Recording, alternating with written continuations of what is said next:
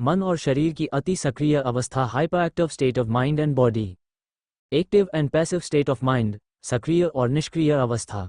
हम हमेशा से यह मानते आए हैं कि हमें सदा एक्टिव रहना चाहिए। बहुत से लोग बहुत ही एक्टिव रहते हैं, अभी यह करना है और इसके बाद बिना अंतराल के ही यह भी करना है और यह सब भी कर लेना है, आदि आदि।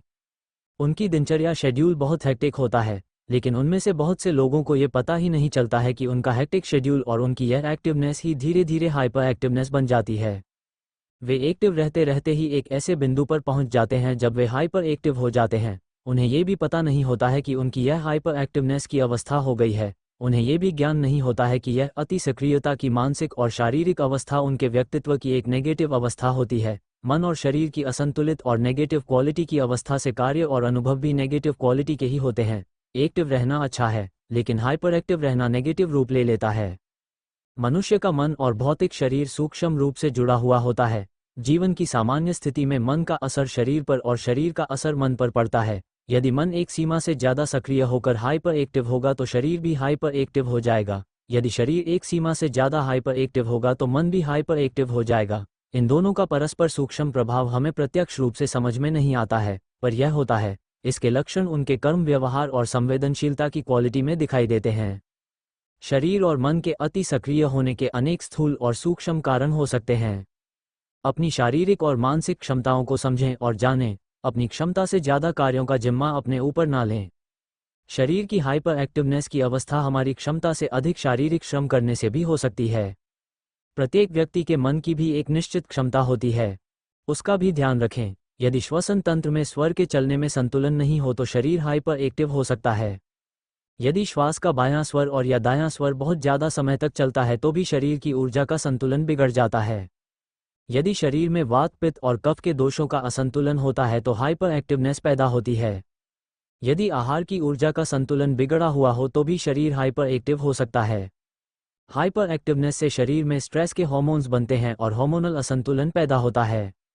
नींद का डिस्टर्ब होना या गहरा नहीं होना। नींद शरीर की ऊर्जा को बढ़ाने और बैलेंस करने में बहुत बड़ी भूमिका निभाती है।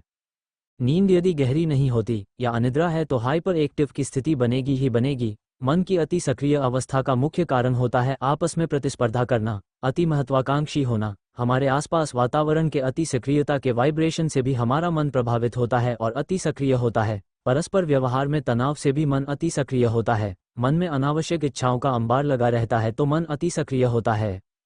मन और शरीर के अति सक्रिय अवस्था के कुछ लक्षण भी प्रकट होते हैं, जैसे हर बात में जल्दबाजी होना, किसी भी बात का बिना सोचे समझे प्रतिक्रिया करना, अनावश्यक कार्यों में हस्तक्षेप करने की आदत का बन जाना, व्यर्थ और अनर्गल विचारों का तीव्र होना, छोटी छोटी बातों को लेकर तुरंत रिएक्ट करना और चिंता की मानसिकता बन जाना।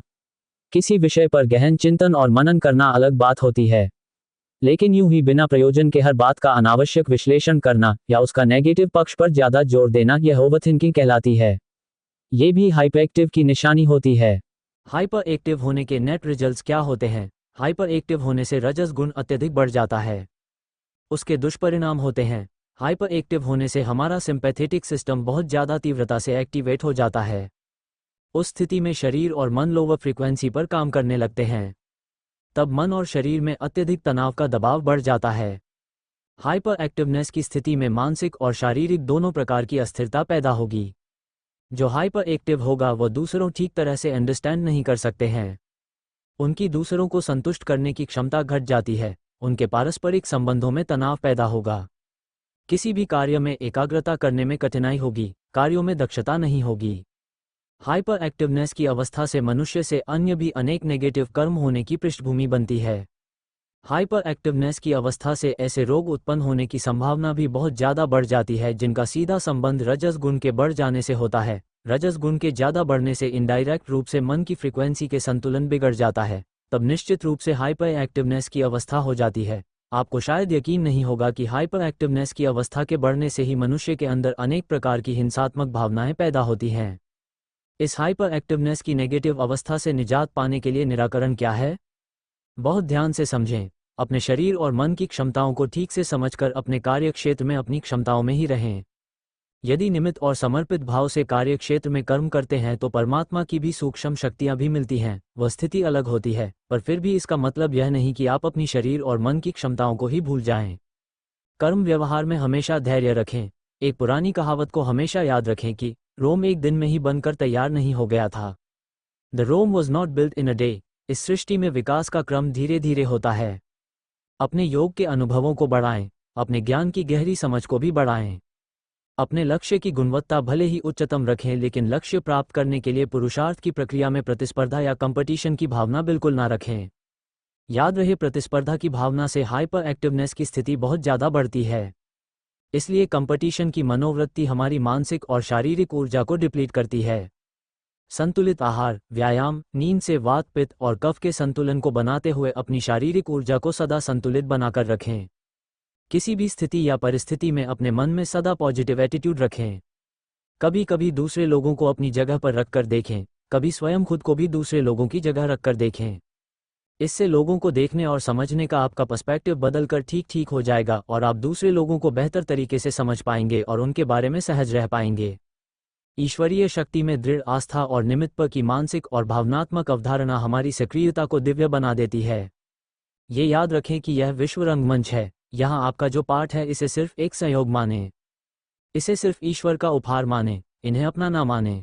अपने पार्ट का अभिमान ना रखें। सृष्टि में विभिन्नताएं अनेकानेक प्रकार की हैं। सृष्टि में विशिष्टताएं अनेकानेक प्रकार की हैं। सृष्टि में विशेषज्ञताएं अनेकानेक प्रकार की हैं। सृष्टि में बहुत कुछ ऐसा भी है जो अदृश्य और गुप्त रहस्यमय है। अपनी क्षमताओं में रहने से भी बहुत सुकून मिलता है। अपने कर्मों को दृढ़ता किंतु सहजता से करें। ऐसी दृढ़ता त्यागने लायक होती है जिसमें आसक्ति की मनोवृत्ति बढ़ती हो और सहजता समाप्त होती हो। दृढ़ता की पृष्ठभूमि में मन की सहज स्थिति भी होनी चाहिए।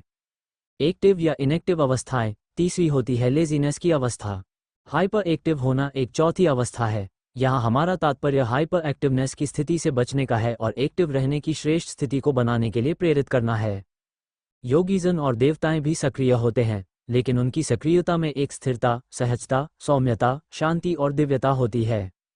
कर्मयोग का मतलब ही यह है कि कर्म में एक्टिविटी तो रहती है पर कर्म के करने का आभास या भान नहीं हो रहा है। कर्मयोगी का मतलब ही यह होता है कि व्यक्ति के द्वारा कर्म तो होता है पर उसे स्वयं की एक्टिवनेस का अनुभव नहीं होता है। इसलिए एक्टिव होना गलत नहीं है, लेकिन हमें स्वयं की चेकिंग ये करनी है कि हमारी एक्टिवनेस कौन सी अवस्था से पैदा हो रही है। हम एक्टिव तो हों पर ईजी गोइंग और निमित्त भावना को नहीं भूलें। हाइपर एक्टिव की अवस्था और उसके लक्षण व उसके दुष्परिणामों को ठीक तरह से समझना चाहिए। कुल मिलाकर कहने का तात्पर्य यह है कि शरीर और मन की ओवर एक्टिविटी बचना चाहिए और सही मायने में कर्मयोगी बनना चाहिए।